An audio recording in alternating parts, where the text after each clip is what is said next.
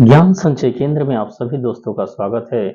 दोस्तों, आइए आज हम अपने इतिहास के एक ऐसे वंश के बारे में जानते हैं जिस वंश ने संपूर्ण भारत के भूगोल को एक यूं कहें कि इतिहास में सबसे विस्तृत सीमा प्रदान किया था। दोस्तों, आइए आज हम मौर्य वंश के बारे में जानेंगे कि किस सिचुएशन में कैसे मौर्य वंश की स्थापना हुई। क्योंकि दोस्तों, आप किसी भी कॉम्पिटिटिव एग्जाम का तैयारी कर रहे हैं या एग्जाम दे रहे हैं तो उससे सब इतिहास का जो सबसे ज़्यादा जो सेक्शन है वो मौर्य वंश का इतिहास जो है उससे क्वेश्चन आने की संभावना अधिक रहती है।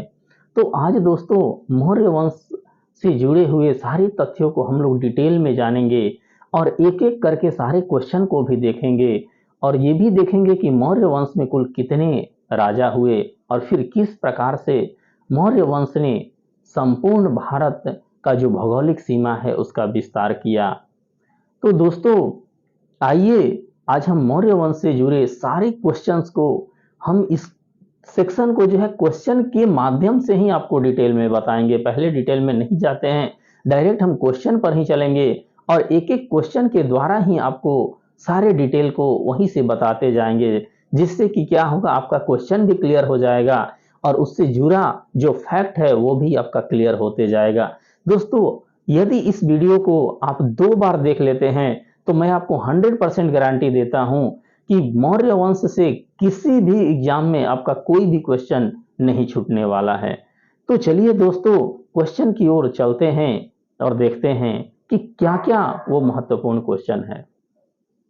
हम लोग का पहला जो क्वेश्चन है कि मौर्य वंश की स्थापना किसने किया था। तो दोस्तों, मौर्य वंश की जो स्थापना किया था वह चंद्रगुप्त मौर्य ने किया था। और ये मौर्य वंश की स्थापना से जुड़े कुछ तथ्य को आपको बता देते हैं कि मौर्य वंश से पहले जो थे वह नंद वंश का शासक घनानंद थे और घनानंद जो थे वो अति विलासी थे। और एक बार क्या हुआ कि जो आपका विष्णुगुप्त या चाणक्य जो है घनानंद के दरबार में उनको ये बताने गया कि देश की जो पश्चिमी सीमा है, पश्चिमी सीमा से शत्रु उस वक्त सिकंदर का आक्रमण हो रहा था। तो इसी चीज की जानकारी जब वो घनानंद को देने गए तो घनानंद ने चाणक्य को अपमानित करके और निकाल दिया था। तो उसी वक्त चाणक्य ने यह संकल्प लिया था कि इस वंश के जो नंद वंश थे उस नंद वंश के साम्राज्य को या यूं कहें कि घनानंद को अपदस्थ करेंगे। और उन्होंने ही चाणक्य ने ही इस चंद्रगुप्त मौर्य को जो है तैयार किया था, इनको शिक्षा दी थी, युद्ध कौशल की जानकारी और रणनीति के बारे में बताया था। तब जाकर के चंद्रगुप्त मौर्य ने मौर्य वंश की स्थापना की, नंद वंश के राजा घनानंद को हरा करके। दूसरा जो हम लोग का क्वेश्चन है वह यह है कि चंद्रगुप्त ने किस वंश के राजा को हराकर मौर्य वंश की स्थापना की। तो दोस्तों, ये फैक्ट अभी ही बताएं आपको कि किस वंश के राजा, तो नंद वंश के जो राजा घनानंद थे उनको हरा करके इन्होंने मौर्य वंश की स्थापना की। तीसरा जो क्वेश्चन है दोस्तों कि चंद्रगुप्त मौर्य किस जाति के था। जो चंद्रगुप्त मौर्य थे वह, देखिए दोस्तों, इनका जाति का जो है एक कंफर्म कोई नहीं मिलता है। अलग अलग ऐतिहासिक किताबों में जो है अलग अलग जानकारियां मिलती है। किसी पुस्तक में ये मिलता है कि चंद्रगुप्त मौर्य शूद्र वंश के थे और किसी पुस्तक में ये जानकारी मिलती है कि वो क्षत्रिय कबीले थे। तो दोस्तों, नॉर्मली हम लोग जो है इतिहास की घटना को मान करके जो है उनको शूद्र भी कहा जाता है और कोई कोई जो है ऐतिहासिक पुस्तक में उनको क्या, क्षत्रिय भी कहा गया है। नेक्स्ट क्वेश्चन है कि चंद्रगुप्त मौर्य की माता का क्या नाम था। तो चंद्रगुप्त मौर्य की जो माता का नाम था वह क्या था, तो उनकी माता का नाम मूरा था।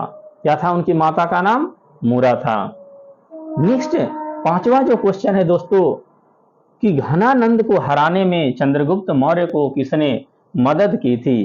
तो घनानंद को हराने में चंद्रगुप्त मौर्य की मदद किसने की थी, तो चाणक्य ने की थी। और यहीं से क्वेश्चन आता है दोस्तों कि चाणक्य का और क्या नाम है।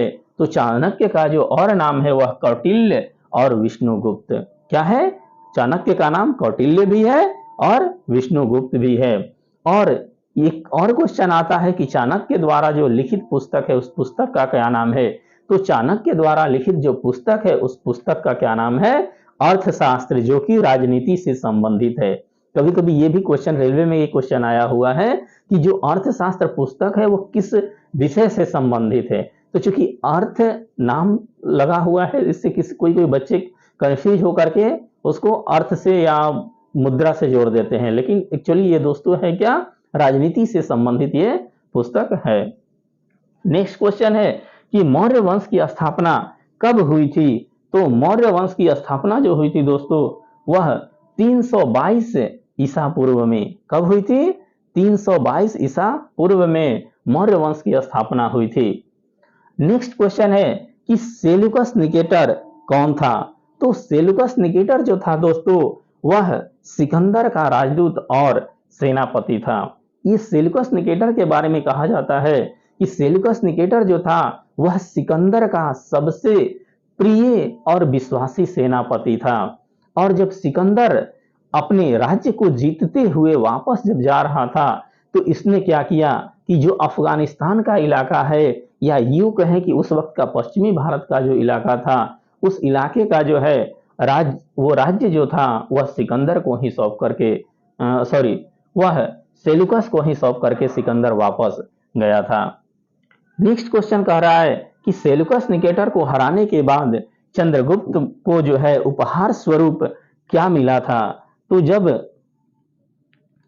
चंद्रगुप्त मौर्य ने सेल्यूकस निकेटर को हराया तो उनको 4 राज्य जो है यूं कहें कि उपहार स्वरूप सेल्यूकस निकेटर ने दिया था। और वो जो 4 राज्य थे वह थे काबुल, कंधार, हेरात और मकरान।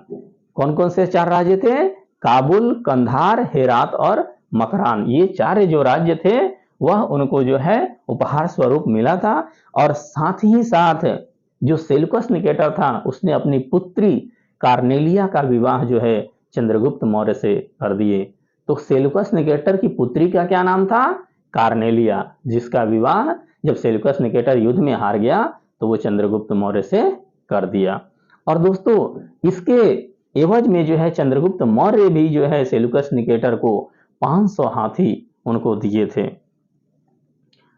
नेक्स्ट क्वेश्चन आता है मेगास्थनीज कौन था? तो मेगास्थनीज कौन था? तो मेगास्थनीज जो था वह एक यूनानी राजदूत था। मेगास्थनीज कौन था? तो एक यूनानी राजदूत था जो चंद्रगुप्त मौर्य के दरबार में रहता था। नेक्स्ट क्वेश्चन है कि मौर्य वंश की राजधानी कहाँ थी? तो दोस्तों उस वक्त जो मौर्य वंश की जो राजधानी थी वह कहाँ थी? तो पाटलिपुत्र में थी। पाटलिपुत्र का वर्तमान नाम क्या है? तो पटना है। नेक्स्ट क्वेश्चन आता है दोस्तों कि मेगास्थनीज द्वारा लिखित पुस्तक का क्या नाम है? तो मेगास्थनीज द्वारा लिखित जो पुस्तक का नाम है वह क्या है? इंडिका। मेगास्थनीज द्वारा लिखित पुस्तक का क्या नाम है? इंडिका। और दोस्तों इस पुस्तक से जो है भारत के इतिहास का काफी ज्यादा जानकारी मिलती है, या यूं कहें कि उस वक्त के मौर्य समाज की जो सामाजिक दशा थी, राजनीतिक दशा थी, आर्थिक दशा थी, उन सबका जानकारी जो है मेगास्थनीज के पुस्तक इंडिका से प्राप्त होती है। और एक चाणक्य का जो पुस्तक अर्थशास्त्र है उससे प्राप्त होती है। नेक्स्ट क्वेश्चन है कि अर्थशास्त्र के लेखक कौन है? तो दोस्तों अर्थशास्त्र के लेखक कौन है? चाणक्य। ये पहले ही आपको बताएं। और चाणक्य का और क्या नाम है, क्या बोल के पुकारा जाता है, ये भी आपको बताएं कि कौटिल्य और विष्णुगुप्त। नेक्स्ट क्वेश्चन है कि मौर्य वंश का प्रमुख नगर कौन था? तो दोस्तों मौर्य वंश का जो उस वक्त का प्रमुख नगर था वह 4 प्रमुख नगर था। और वह था आपका पाटलिपुत्र, कौशांबी, उज्जैन और तक्षशिला। कौन कौन? पाटलिपुत्र, कौशांबी, उज्जैन और तक्षशिला। नेक्स्ट क्वेश्चन है दोस्तों कि मेगास्थनीज ने अपनी पुस्तक पाटलिपुत्र के लिए किस शब्द, यानी यहां क्वेश्चन कह रहा है कि मेगास्थनीज ने जो है अपनी पुस्तक में पाटलिपुत्र के लिए किस शब्द का प्रयोग किया था? तो मेगास्थनीज ने अपने पुस्तक में पाटलिपुत्र के लिए पलीबोथरा, क्या? पलीबोथरा शब्द का प्रयोग किया था, जिसका कि यूनानी भाषा में अर्थ होता है द्वार का शहर। क्या होता है? द्वार का नगर या शहर, द्वार वाला नगर या शहर, यानी ऐसा नगर जो चारों तरफ से घेरा हो और उसको उसके अंदर प्रवेश करने के लिए जो है द्वार हो। तो इसको द्वार का नगर इसलिए कहा गया था या मेगास्थनीज इसलिए किया था क्योंकि उस वक्त जो पाटलिपुत्र था वो चारों तरफ से उसका सीमा घेरा हुआ था और पाटलिपुत्र के चारों तरफ लगभग 64 गेट थे। कितने? पाटलिपुत्र में प्रवेश करने के लिए लगभग 64 ऐसे गेट थे। नेक्स्ट क्वेश्चन आता है कि मेगास्थनीज की पुस्तक इंडिका के अनुसार पाटलिपुत्र के कितने दरवाजे थे? देखिए दोस्तों, अभी आपको बताएं कि पाटलिपुत्र के कितने दरवाजे थे, तो पाटलिपुत्र के जो थे वह 64 दरवाजे थे। कितने? 64 दरवाजे। मेगास्थनीज के अनुसार पाटलिपुत्र की लंबाई और चौड़ाई कितनी थी? तो दोस्तों ये जो क्वेश्चन है ये खास करके जो है बीपीएससी वगैरह या जो यूं कहें कि जो आपका स्टेट लेवल का जो एग्जाम देते हैं तो दोस्तों देखते हैं कि चंद्रगुप्त मौर्य के सेना में कितने सैनिक थे। तो चंद्रगुप्त मौर्य के जो सेना थी उस सेना में जो घुड़सवार सैनिक थे वह 30,000 थे, जो हाथी थे वो 9,000 थे और रथ जो थे वह 8,000 थे। कितने थे? तो 30,000 आपका घुड़सवार, 9,000 हाथी और 8,000 रथ।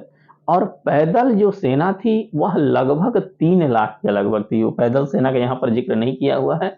जो पैदल सेना थी वह 3 लाख के करीब थी। नेक्स्ट क्वेश्चन आता है कि चंद्रगुप्त मौर्य ने जैन धर्म की दीक्षा किससे ली थी? तो चंद्रगुप्त मौर्य ने जो जैन धर्म की दीक्षा ली थी वह भद्रबाहु से ली थी। किससे? भद्रबाहु से जैन धर्म की दीक्षा ली थी। नेक्स्ट क्वेश्चन है कि चंद्रगुप्त मौर्य की मृत्यु कब हुई? तो दोस्तों चंद्रगुप्त मौर्य की जो मृत्यु हुई थी वह 298 ईसा पूर्व में उसकी मृत्यु हुई थी। कब हुई थी? 298 ईसा पूर्व में। 322 ईसा पूर्व में लगभग ये गद्दी पर बैठे थे और 298 ईसा पूर्व में इनकी मृत्यु हुई थी। और इनकी मृत्यु के बाद जो गद्दी पर बैठे थे वो इनके पुत्र बिंदुसार गद्दी पर बैठे थे। चंद्रगुप्त मौर्य के बाद गद्दी पर कौन बैठा था? तो उनका पुत्र जो था बिंदुसार वह बैठा था गद्दी पर। बिंदुसार को जो है और किस नाम से जाना जाता है? तो बिंदुसार को दोस्तों इतिहास में जो है या पुराणों में जो है अमित्रघात के नाम से जाना जाता है। क्या? अमित्रघात। अमित्रघात का अर्थ होता है शत्रु विनाशक। अर्थात यह जो बिंदुसार थे दोस्तों यह अपने शत्रु के प्रति अति कठोर जो थे व्यवहार करते थे। अपने शत्रु को ये जीवित नहीं छोड़ते थे, उसका मूल सर्वनाश कर देते थे। तो इसीलिए इन्होंने अमित्रघात की उपाधि धारण की थी, अर्थात शत्रु विनाशक। अमित्रघात का अर्थ क्या है? शत्रु विनाशक। नेक्स्ट क्वेश्चन है कि बिंदुसार किस संप्रदाय का अनुयायी था? तो बिंदुसार जो था वह आजीवक संप्रदाय का अनुयायी था। किस संप्रदाय का? तो आजीवक संप्रदाय का अनुयायी था। और दोस्तों कभी कभी ये भी क्वेश्चन आता है कि आजीवक संप्रदाय की स्थापना किसने किया था? तो जो आजीवक संप्रदाय की स्थापना किया था वो मखलीपुत्र गोसाल ने किया था। किसने किया था? मखलीपुत्र गोसाल ने इस आजीवक संप्रदाय की स्थापना किया था। आ गया अगला क्वेश्चन यही है दोस्तों कि आजीवक संप्रदाय की स्थापना किसने किया था? तो आजीवक संप्रदाय की जो स्थापना किया था वो मखलीपुत्र गोसाल ने किया था। नेक्स्ट क्वेश्चन है कि वायु पुराण में बिंदुसार को किस नाम से संबोधित किया गया है? दोस्तों वायु पुराण में जो बिंदुसार को जो है वह भद्रसार या वारिसार कहा गया है। क्या कहा गया है? भद्रसार या वारिसार। कहां? तो वायु पुराण में।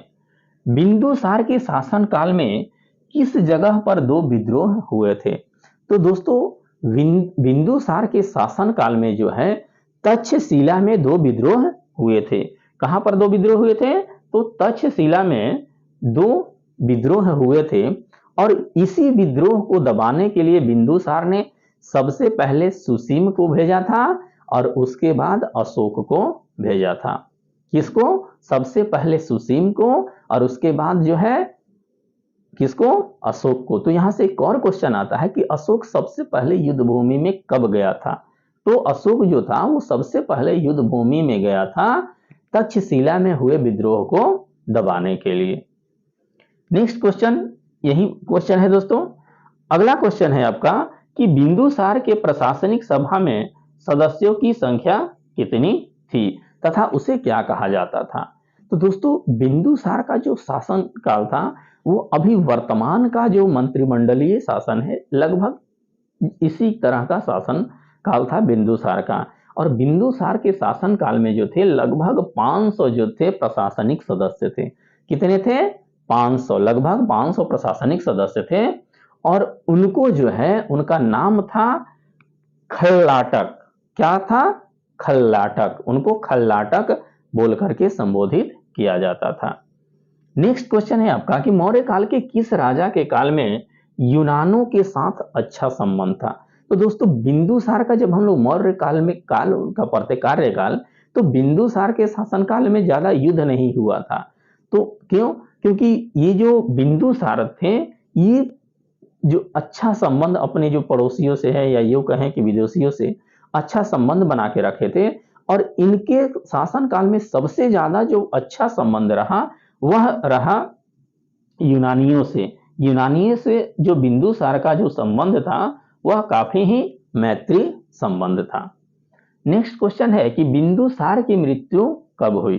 तो बिंदुसार की जो मृत्यु हुई थी वह 269 ईसा पूर्व में हुई थी। कब हुई थी? 269 ईसा पूर्व में।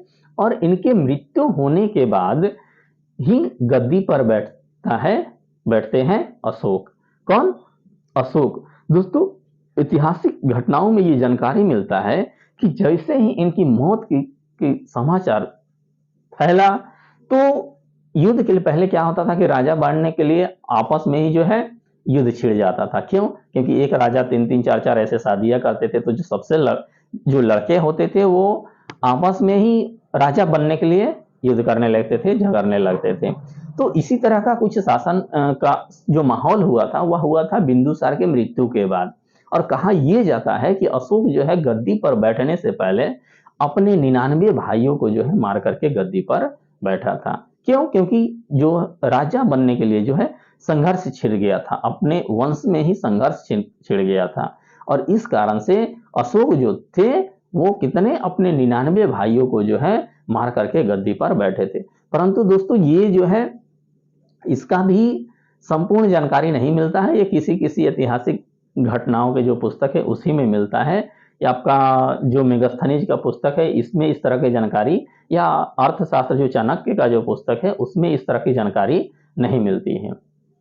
नेक्स्ट क्वेश्चन है कि मौर्य वंश का जो सबसे प्रतापी राजा था कौन था? तो दोस्तों मौर्य वंश का जो सबसे प्रतापी राजा था वह था अशोक। कौन था? अशोक। और ये गद्दी पर कब बैठा था? तो अपने पिता बिंदुसार के मृत्यु 269 ईसा पूर्व में जो था यह गद्दी पर बैठा था। नेक्स्ट आपका क्वेश्चन है कि अशोक अपने कितने भाइयों को मारकर गद्दी पर बैठा था? तो अशोक कितने? अपने 99 भाइयों को जो है मार करके गद्दी पर बैठा था। अभिलेखों में अशोक को किस नाम से पुकारा गया है? तो अभिलेखों में जो है अशोक को देवा नाम पिया पिया दासी। क्या? देवा नाम पिया पिया दासी, जिसका अर्थ होता है देवताओं का प्रिय। अब दोस्तों यहां पर एक वर्ड मिलता है अभिलेख। तो सबसे पहले आइए हम जान लेते हैं कि ये अभिलेख होता क्या है। तो अभिलेख दोस्तों होता है कि ऐसी जानकारी जो हमें कहीं लिखित रूप से प्राप्त हो। क्या होता है अभिलेख? तो ऐसी जानकारी जो हमें कहीं से लिखित रूप में प्राप्त हो। तो ये जो अभिलेखों का प्रचलन जो था दोस्तों, ये सबसे जो है जानकारी जो विश्वसनीय जो जानकारी होती है वो अभिलेखों के माध्यम से ही होती है। क्योंकि अभिलेख जो होते हैं वो उसी समय के वो खुदवाए हुए रहते हैं या लिखवाए हुए रहते हैं। तो अभिलेखों में जो होता है वह 3 तरह का अभिलेख होता है। कितने तरह का अभिलेख होता है? 3 तरह का। एक होता है आपका शिलालेख, एक होता है स्तंभ लेख, और जो तीसरा होता है वो होता है गुहालेख। क्या क्या? शिलालेख, स्तंभ लेख और गुहालेख। ये दोस्तों शिलालेख ये होता है कि किसी शिलाओं, किसी चट्टानों के ऊपर जो है उस वक्त के राजा जो है कुछ खुदवा देते थे, अपने राजकीय आदेश या और कुछ जो है खुदवा देते थे। स्तंभ लेख ये होता था कि किसी, जिस तरह से अभी दीवार वगैरह बनता है, तो उस वक्त एक दीवार बना करके या खंभा बनाकर, चौड़ी खंभा बना करके जो है राजा जो है अपने आदेशों को उस पर खुदवा देता था और जगह जगह उसको गड़वा देता था। और तीसरा जो गुहा लेख है, अर्थात गुफाओं में जो है कुछ अभिलेख खुदवा दिए जाते थे। कुछ ऐसे भी अभिलेख मिलते हैं जो गुफा के अंदर खुदवाए गए हैं। तो दोस्तों जो शिलालेख का जो प्रचलन किया था सर्वप्रथम अशोक ने ही किया था। तो अभिलेखों में अशोक को किस नाम से जाना गया है? तो देवा नाम पिया पिया दासी, अर्थात देवताओं के प्रिय। नेक्स्ट क्वेश्चन है कि अशोक की माता का क्या नाम था? तो अशोक की जो माता थी उनकी माता का नाम था सुभद्रांगी। क्या नाम था? सुभद्रांगी। नेक्स्ट क्वेश्चन है कि पुराणों में अशोक को किस नाम से पुकारा गया है? तो पुराणों में जो है अशोक को अशोक वर्धन के नाम से पुकारा गया है। किस नाम से पुकारा गया है? तो अशोक वर्धन के नाम से पुराणों में पुकारा गया है। गद्दी पर बैठने से पहले अशोक कहाँ का राजा था? तो गद्दी पर बैठने से पहले अशोक जो था वह अवंती का राजा था। कहाँ का राजा था? अवंती का राजा था अशोक। नेक्स्ट क्वेश्चन है कि किस अभिलेख में अशोक ने अपने को मगध का राजा बताया है? तो किस अभिलेख में अशोक ने अपने को मगध का राजा बताया है? तो ब्राह्मणु अभिलेख। कौन सा अभिलेख? ब्राह्मणु अभिलेख, जिसमें अशोक ने अपने को जो है मगध का राजा बताया है। दोस्तों ये ब्राह्मणु अभिलेख मिला कहाँ है?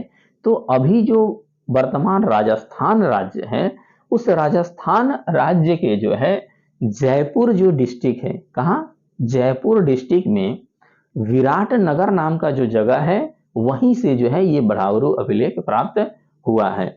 और दोस्तों वहां से जो है एक और अभिलेख प्राप्त हुआ है, जिस अभिलेख का नाम है बैराठ अभिलेख।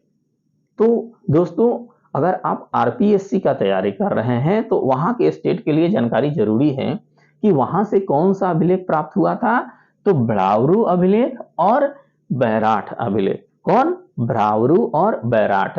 और ब्राह्मणु अभिलेख में जो है राजा अशोक जो था वो अपने आप को क्या मगध का राजा लिखवाया था या खुदवाया था।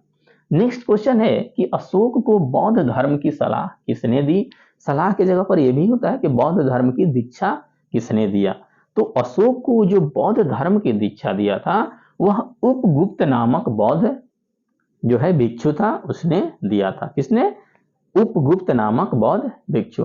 दोस्तों ये जो अशोक के बौद्ध धर्म अपनाने का जो है एक कहानी है कि जब कलिंग विजय किया अशोक, तो उसका हृदय जो है काफी व्यथित हो गया और उसी सिचुएशन में वो अपने चचेरे भाई को देखा, क्योंकि उसका जो चचेरा भाई था वह उस वक्त बौद्ध धर्म को अपना चुका था और वो काफी शांत स्वभाव का रहता था। तो जब अशोक अपने चचेरे भाई को देखा तो बोला, भाई आप जो है इतने युद्ध होने के बाद, इतने विध्वंस होने के बाद भी इस तरह से कैसे शांत रहते हो?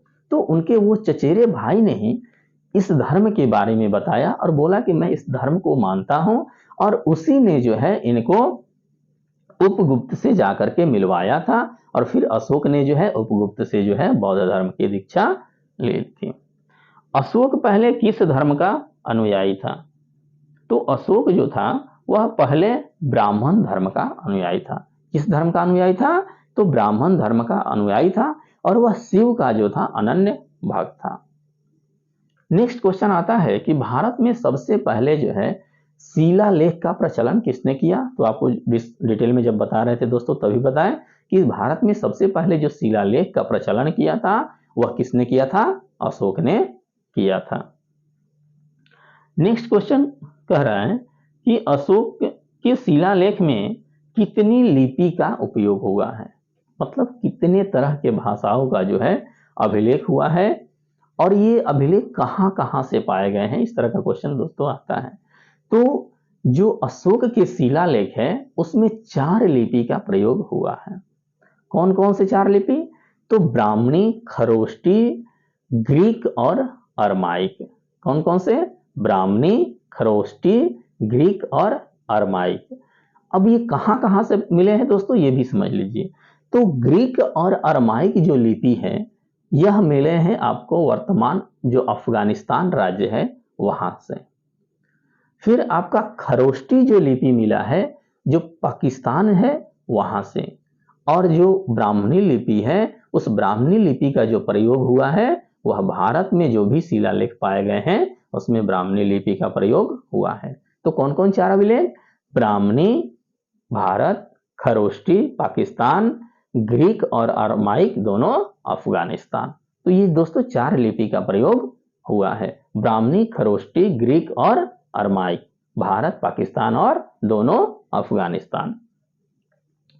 नेक्स्ट क्वेश्चन कह रहा है कि अशोक ने बौद्ध धर्म के प्रचार के लिए किसको श्रीलंका भेजा था? तो अशोक जो था वह बौद्ध धर्म के प्रचार के लिए अपने पुत्र और पुत्री दोनों को जो है श्रीलंका भेजा था। तो अशोक के जो पुत्र था उस पुत्र का नाम था महेंद्र एवं उसकी जो पुत्री थी उस पुत्री का नाम था संघमित्रा। किसको? तो महेंद्र एवं पुत्री संघमित्रा को जो है कहां भेजा था? तो श्रीलंका भेजा था। किस लिए? तो बौद्ध धर्म का प्रचार करने के लिए। दोस्तों जब कलिंग युद्ध हुआ तो कलिंग युद्ध के बाद जब अशोक बौद्ध धर्म अपना लिया तो उस वक्त क्या किया कि अशोक जो है युद्ध करना तो छोड़ दिया, लेकिन ऐसा नहीं था कि अपने सैनिक को खत्म कर दिया था, ऐसा नहीं था कि वो अपने राज्य का विस्तार नहीं करना चाहता था, परंतु उसका जो माध्यम था वो माध्यम वो बदल दिया। अब वो चाहता था कि जो भी राज्य को वो मिलाए उसको अपना करके शांति से समझौता करके धर्म की शिक्षा दे करके उसको अपने राज्य में मिलाए। क्योंकि दोस्तों सभी तो कहते हैं कि अशोक जो था वह हथियार त्याग दिया था, लेकिन कहीं भी ऐतिहासिक कोई भी पुस्तक में ये नहीं मिलता है कि अशोक ने अपने सैनिकों को जो है खत्म कर दिया, सैनिक व्यवस्था को खत्म कर दिया। जी नहीं, वह सैनिक व्यवस्था नहीं खत्म किया था, वह सैनिक को रखा था डराने के लिए, परंतु माध्यम क्या था राज्य विस्तार का? वह कर दिया कि अब धर्म प्रचार के माध्यम से ही जो है मैत्रीपूर्ण संबंध बना करके ही अपने राज्य को विस्तार करना है, और इसीलिए उसने श्रीलंका भेजा था अपने पुत्र और पुत्री को।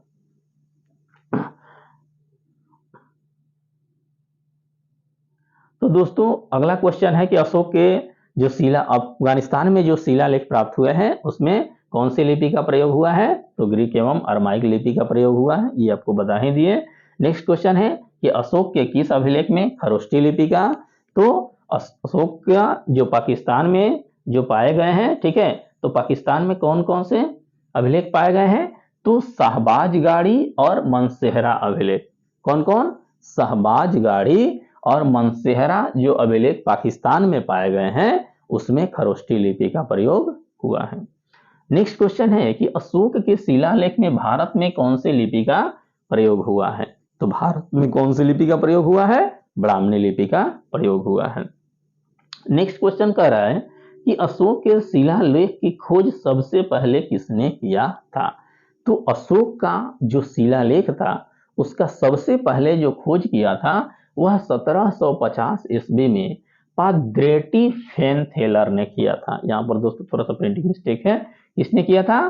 तो पाद्रेटी फेनथेलर ने 1750 ईस्वी में किया था। और अशोक के शिलालेख को सबसे पहले पढ़ा कौन था? पढ़ने में कौन सफल हुआ था? तो वह जेम्स प्रिंसेप हुआ था 1837 में। ये दोनों क्वेश्चन जो है दोस्तों काफी महत्वपूर्ण है कि सबसे पहले शिलालेख को खोजा कौन था? तो पाद्रेटी फेनथेलर 1750 में, और उनके अभिलेखों को सबसे पहले पढ़ा कौन था? तो जेम्स प्रिंसेप 1837 ईस्वी में। नेक्स्ट क्वेश्चन कह रहा है कि अशोक ने आजीविकों को रहने हेतु कहां पर गुफाओं का निर्माण करवाया था? तो अशोक जो थे वह बौद्ध धर्म के जो भिक्षु थे, जिनको आजीविक कहा जाता है, जो भिक्षु होते हैं, उनको रहने के लिए जो है बराबर की पहाड़ी में, किस पहाड़ी में? बराबर की पहाड़ी। दोस्तों ये बराबर की पहाड़ी है कहाँ? तो ये बराबर की पहाड़ी जो है ये छोटा नागपुर अंचल में पड़ता है। इस पहाड़ी में जो है 4 गुफाओं का निर्माण करवाया था। कितने गुफाओं का? 4 गुफाओं का निर्माण करवाया था। और ये 4 गुफाओं का नाम क्या था? तो 4 गुफाओं का नाम था, एक का नाम था कर्ज, दूसरा का चौपड़, तीसरा सुदामा और चौथा था विश्व झोपड़ी। क्या क्या? कर्ज, चौपड़, सुदामा और विश्व झोपड़ी का निर्माण करवाया था। कहां पर? तो बराबर की पहाड़ी में। नेक्स्ट क्वेश्चन कह रहा है कि अशोक राज गद्दी पर बैठने के कितने वर्ष के बाद बोध गया गया था? यानी धार्मिक यात्रा पर अशोक कब गया था? तो अशोक गद्दी पर बैठने के 10 वर्ष के बाद जो है वह बोध गया यानी धार्मिक यात्रा पर गया था। अब आइए दोस्तों अगला क्वेश्चन देखते हैं कि अशोक के शिलालेखों की संख्या कितनी है?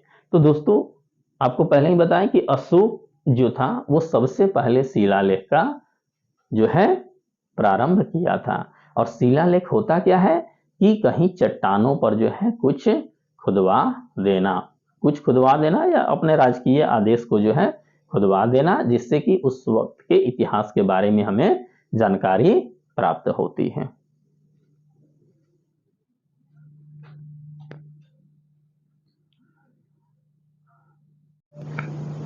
आइए दोस्तों, तो अब जो अशोक के शिलालेख हैं, इन सारे शिलालेखों का में क्या क्या दिया गया है इन सब के बारे में हम जानते हैं, क्योंकि दोस्तों इससे जो है क्वेश्चन ज़्यादा आते हैं कि किस शिलालेख में क्या वर्णन मिलता है। तो सबसे पहले तो जान लेते हैं कि शिलालेखों की संख्या अशोक की है कितनी। तो अशोक के जो शिलालेखों की संख्या है वह है कुल 14। कितनी है? 14। अब ये 14 में क्या वर्णन मिलता है दोस्तों, इसको हम बहुत ही अच्छी तरह से एक कहानी के माध्यम से जान लेते हैं। तो पहला जो अभिलेख है उस अभिलेख में जो है ये राजा जो अशोक है ये खुदवाए हैं कि पशु की बलि करना जो है निंदनीय है। अर्थात पहले अभिलेख में वो पशु बलि की निंदा करते हैं। दूसरे अभिलेख में जो है वह चिकित्सा की बात करते हैं। पहले में देखिए बलि नहीं करना है और दूसरे में क्या? चिकित्सा का व्यवस्था। तो ये जो चिकित्सा था वह पशु के लिए और मनुष्य के लिए दोनों की चिकित्सा का बात किए हैं दूसरे में। तीसरे में कह रहे हैं कि अपने जो शासन के जो अधिकारी हैं वो अधिकारी को कह रहे हैं कि हर 5 साल के बाद वो जा करके जो है राज्य में भ्रमण करे, राज्य की स्थिति को देखें। तो देखिए दोस्तों बहुत मजेदार कहानी। पहला में क्या है? बलि नहीं देना है, दूसरा में चिकित्सा करना है। भाई चिकित्सा करेगा कहाँ? तो जाएगा घूमने, तब तो पता चलेगा कि कौन बीमार है। तो हो गया 1 2 तीसरा क्लियर। चौथा यह कहा गया है, चौथे शिलालेख में जो है राजा जो है अशोक ये वर्णन करते हैं कि वो भेरी घोष की जगह पे धम घोष का जो है शासन करेंगे। ये भेरी घोष अर्थात होता है बल का शासन, बलपूर्वक शासन, और धम घोष का अर्थ होता है धर्म के माध्यम से शासन। तो पहले में पशु बलि निंदा, दूसरा में चिकित्सा, तीसरा में राज्य अधिकारी को घूमना और चौथा में धर्म के द्वारा शासन। ये 4 हो गया शिलालेख। अब जो है 5वें शिलालेख पे चलते हैं कि 5वां में क्या वर्णन है। तो 5वें में जो है ये कहा गया है कि धार्मिक महामात्रों की वो नियुक्ति किए। ठीक है, कहां पे छोड़े थे दोस्तों? चौथा में छोड़े थे कि राजा ये घोषणा किए कि शासन चलेगा किसके माध्यम से? धर्म के माध्यम से। तो भाई धार्मिक व्यक्ति भी तो रहना चाहिए। तो 5वें शिलालेख में वो वर्णन मिलता है कि उन्होंने धार्मिक महामात्रों यानी मंत्रियों की नियुक्ति की। अब दोस्तों 6ठा में क्या है कि आत्मनियंत्रण तो जब धार्मिक आदमी होगा, वो धार्मिक आदमी आपको क्या शिक्षा देगा कि आप अपने आत्मा को नियंत्रित करिए, क्रोध मोह माया को त्यागिए। तो छठे में क्या है? आत्म नियंत्रण। अब दोस्तों 7वें और 8वें दोनों को देख लेते हैं। तो दोस्तों आपको जब कोई साधु संत से आपका संगत हो जाएगा, तो साधु संत आपको जो आत्म नियंत्रण की बात सिखाएगा, तो फिर आपका मन भी क्या हो जाएगा कि चलो भाई हम भी साधु संत के साथ ही चलते हैं। और साधु संत कहाँ जाएंगे? तो साधु संत जाएंगे धार्मिक यात्रा पे। तो 7वें और 8वें में जो है अशोक के धार्मिक यात्रा का वर्णन मिलता है कि अशोक कहाँ कहाँ जो है तीर्थ यात्रा करने गए। अब ये 7-8 हो गया दोस्तों। अब जब कोई धार्मिक यात्रा करने जाएगा, तीर्थ यात्रा करने जाएगा, तो तीर्थ यात्रा तो आदमी कहीं जाता है तो ऐसे होता नहीं है। हम भी कहीं कहीं आप भी अगर तीर्थ यात्रा करने जाते हैं तो वहाँ पूजा पाठ करते हैं, कुछ चढ़ावा चढ़ाते हैं।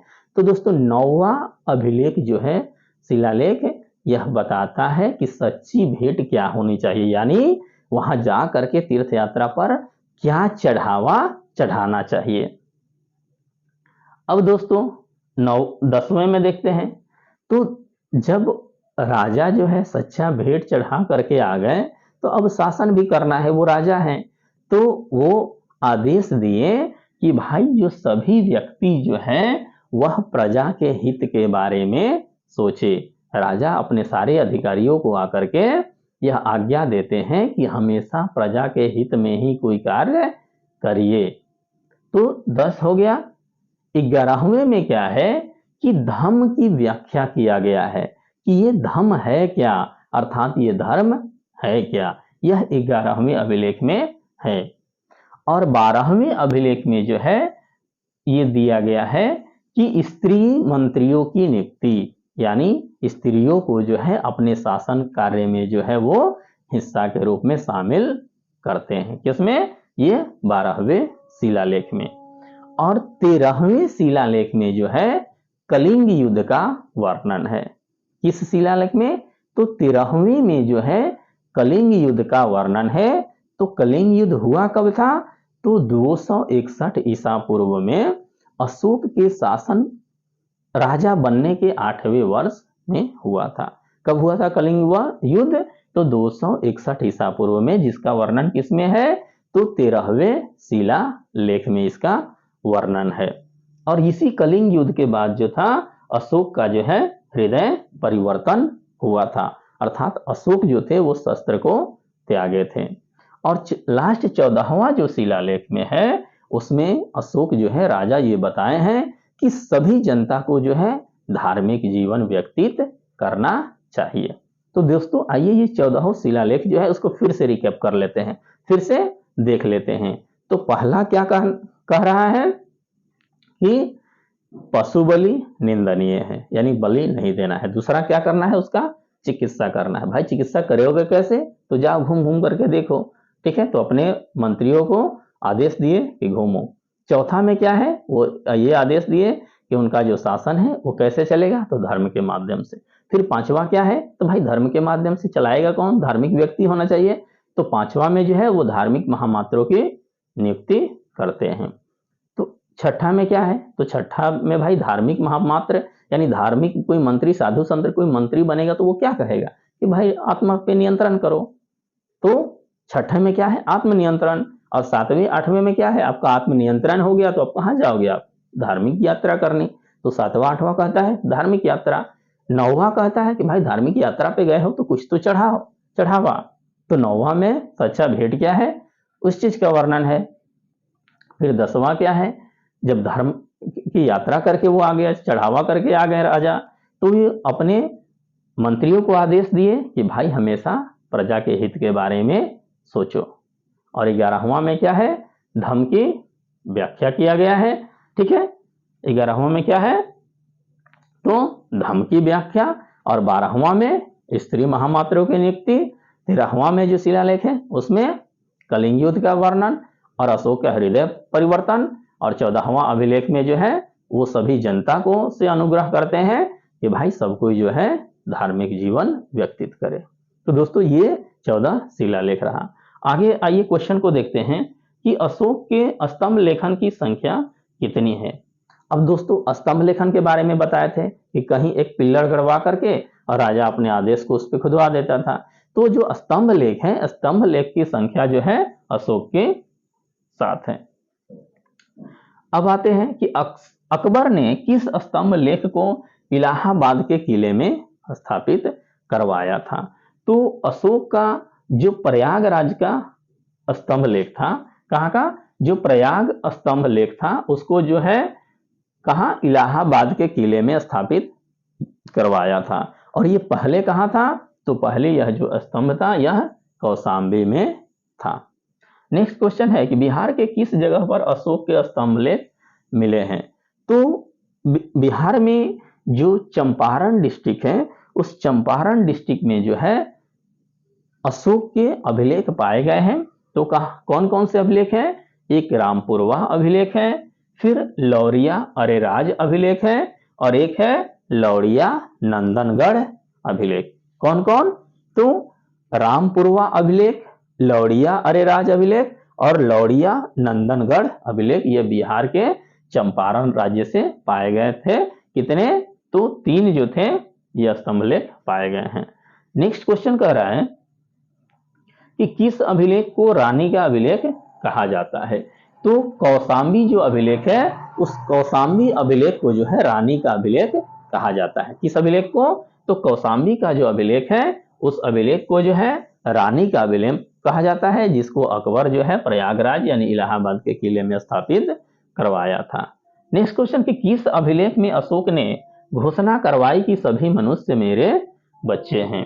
तो अशोक जो है प्रथम पृथक शिलालेख में जो है यह घोषणा करवाया, किसमें, प्रथम पृथक शिलालेख जिसमें घोषणा करवाया अशोक कि सभी मनुष्य जो है मेरे बच्चे हैं। नेक्स्ट क्वेश्चन है कि मौर्य वंश में प्रशासन की सबसे छोटी इकाई क्या थी। तो मौर्य वंश में प्रशासन की जो सबसे छोटी इकाई थी ग्राम थी, और ग्राम जिसका मुखिया जो होता था उसको ग्रामिक कहलाता था। क्या कहलाता था, ग्रामिक कहलाता था। नेक्स्ट क्वेश्चन है कि मौर्य काल में युद्ध क्षेत्र में सेना का नेतृत्व करने वाला अधिकारी क्या कहलाता था। तो मौर्य काल में जो है सेना का जो नेतृत्व करता था वह अधिकारी नायक कहलाता था। क्या कहलाता था, नायक कहलाता था।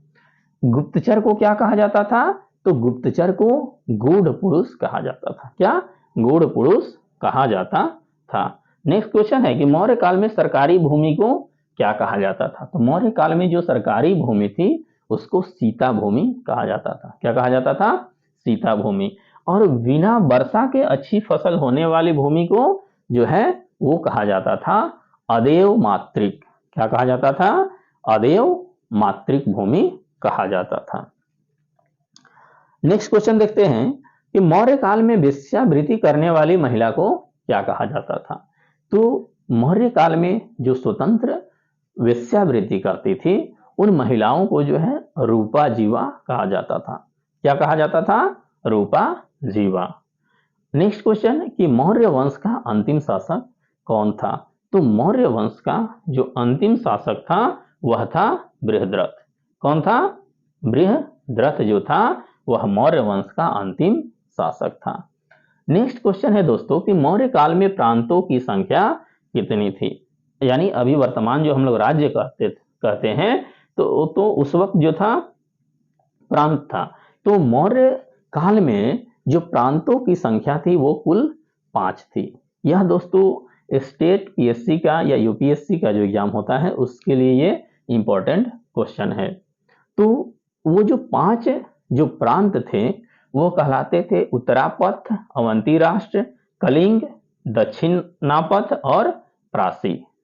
तो उत्तरापथ का जो राजधानी था तक्षशिला, अवंती राष्ट्र का उज्जैनी, कलिंग का तोसली, दक्षिण पथ का स्वर्णगिरी और प्रासी का जो राजधानी था वह पाटलिपुत्र था। नेक्स्ट क्वेश्चन है कि मौर्य वंश के बाद किस वंश का शासन प्रारंभ हुआ। तो मौर्य वंश के बाद शुंग वंश का शासन प्रारंभ हुआ। किस वंश का, शुंग वंश का शासन। और मौर्य वंश का अंतिम राजा कौन था, बृहद्रथ।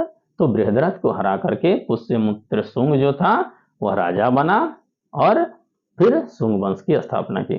तो दोस्तों ये रहे मौर्य काल से महत्वपूर्ण प्रश्न। दोस्तों इतने प्रश्न को अगर आप कर लेते हैं तो आप कोई भी एग्जाम दीजिए, चाहे किसी भी लेवल का एग्जाम दीजिए, इससे बाहर आपका क्वेश्चन एकदम 100% मेरा दावा है कि नहीं आएगा।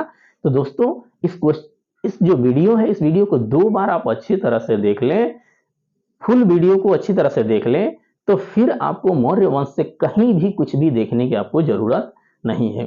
दोस्तों उम्मीद करते हैं कि ये वीडियो जो होगा आपके लिए काफी हेल्पफुल होगा।